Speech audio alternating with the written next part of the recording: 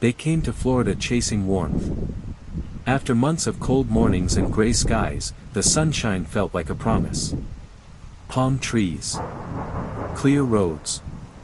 A quiet rental home just minutes from the happiest place on earth. For them, it wasn't about theme parks or fireworks. It was about rest. About breathing again. By the end of the night, all three would be dead.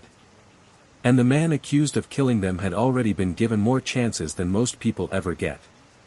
The rental home sat on a calm street in Kissimmee, one of hundreds like it.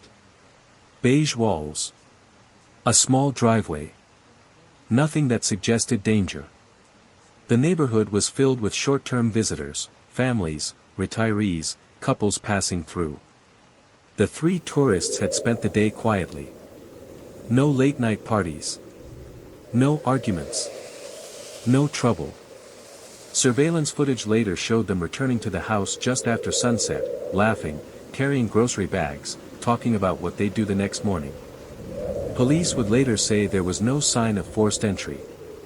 Whatever happened next came to them.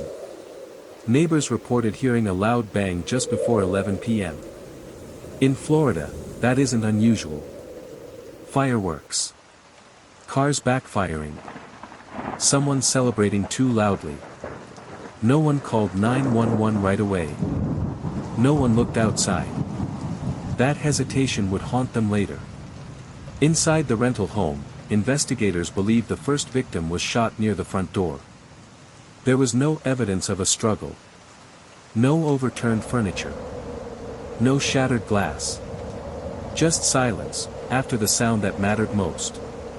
The second and third victims were found in different rooms. This wasn't chaos. This wasn't fear driving someone to flee. Police say the shooter moved calmly through the house, room to room, firing with intention. What chilled detectives wasn't just the violence, it was the lack of urgency. The killer didn't rush. Didn't grab valuables. Didn't destroy the place. It was as if the act itself was the point. And then, just as quietly as he arrived, he left. The bodies were discovered the next morning after a property manager came to check on the home. Inside, the air felt wrong. Heavy. Still. 3 lives, ended during what was supposed to be a peaceful escape. Within hours, national attention followed. Headlines screamed about a triple homicide near Disney. The contrast alone was terrifying. Families lined up for roller coasters just miles away while police tape wrapped around a vacation home. People asked the same question again and again. How could something like this happen here? When authorities announced an arrest, the details made the story even darker. The suspect wasn't a stranger to police. He was a repeat offender, someone who had cycled through the justice system multiple times. Prior arrests. Prior warnings. Prior releases. Each time, he was given another chance to start over. And each time, he came back worse. Investigators believe the victims were random.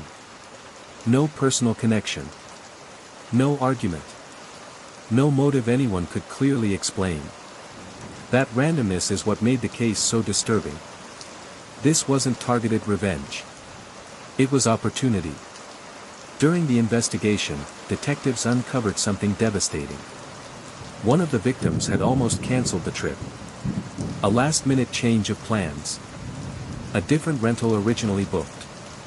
A coin-flip decision that placed them on that street, in that house, on that night. One small choice, leading to irreversible consequences.